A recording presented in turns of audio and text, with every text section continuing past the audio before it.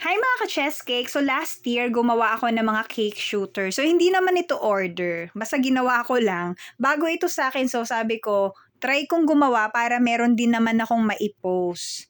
Kasi meron tayong privilege na makapag-share ng kung ano mang pwede nating ma-share dun sa event na pinuntahan. So ito na nga lang yung naisip ko. Iniisip ko kung cake ba, cupcake. So eto yung na-finalize kong dalhin doon sa event na yon ay etong mga cake shooters. Kasi sabi ko, hindi ko pa rin naman to nagagawa. Why not, di ba? Try natin.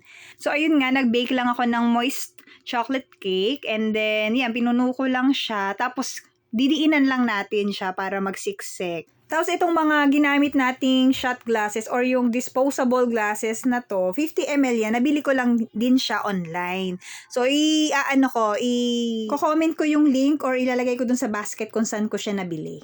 Basta 50 ml tong size nung basong maliliit at pwede ring samahan nyo na rin ng kutsara, meron din silang available na kutsara at pwede rin namang wala. Pero sa akin kasi bumili na rin ako ng mga kutsarang maliliit para meron silang gagamitin kapag ka nag-scoop-scoop sila, di ba? So after ko nga ilagay yung ating cake na dinurog, na pinisa pa, so ito naman yung sinunod ko, yung chocolate mousse. Basta cream siya. Whipped cream na may chocolate. Tapos, nilagyan natin ng chocolate ganache, yung nasa ibabaw, and whipped cream ulit sa ibabaw. And maglalagay na lang tayo ng toppings na chocolate chip. So, ayan na. Tapos na siya.